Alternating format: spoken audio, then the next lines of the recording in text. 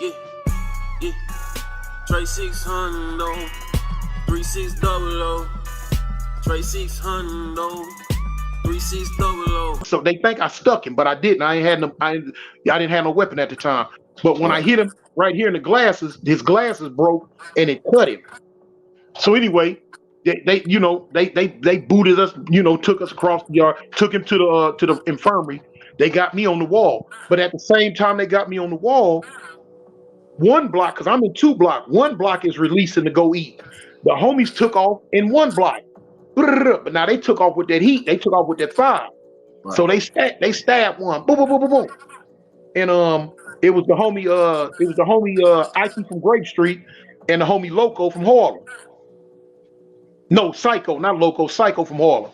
So boom, now that they run, the police running over there because the alarm going off. Alarm went off.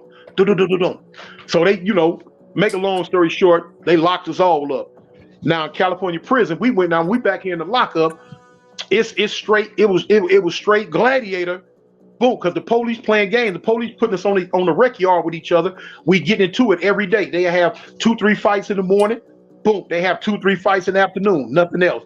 2-3 fights in the morning. And they actually, they got popcorn watching it on the videos. Because now when it was my turn to go to the yard, man, they got old white women. They done brought down from the front office. You know what I'm saying? Yeah, like we righteous slaves on an auction block. I walked past old white hoe. Back then, I was, I'm big now, but I was super big back then. It was pretty though then. Old white hoe looking at me, salivating at the mouth, like, I want to buy this one. Then she had the nerve to ask me, "Are you going to put on a good show?" Oh man. Yeah, man. And see, but now with my mentality I had back then, I wasn't, I wasn't intelligent to peep it. So I'm like, yeah. All I want to do is go out there and, get my bump on with a so-called enemy. So we did.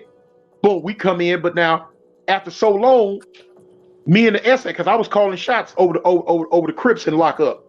So an essay got at me and say, "Hey, homie, why we keep fighting each other? And they laughing at us. They hee and ha. Let's take it to them." So I thought about it. I'm like, man, you know what? You're right. So I got it to Bloods. So we coordinated to where the next morning we was going to keep our trays at breakfast and we was going to flood and do all that. And that's what happened. Make a long story short, the police, we started messing up on them that morning. At 6 o'clock that night, it was 6 o'clock that night, the goon squad came.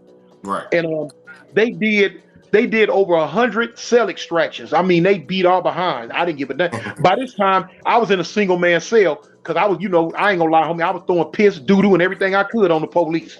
Right. Because I told you they shot my homeboy Stacks, and we was hot. Well, we was hot about that. We took the whole tier hostage. The police had to put on rain suits, come with plastic glass, slide down the tier just to give us a sack lunch. Cause it was called gassing back then. We was gassing them about shooting a homie. Right. And so when us and the Mexicans hooked up, it was a sight to see. The police started doing cell extractions that night at 6 o'clock. They didn't stop till 6 o'clock that morning. We fought the police for 12 hours straight. They finally got us out, maced us, beat us up, kicked us around as they usual, shipped us all to different prisons, and it was what it was. But now that's one of my little prison stories. Stabbing girls, try with blood, trying to kill him, man. This dirty stick at the 30 clip, I'm doing them.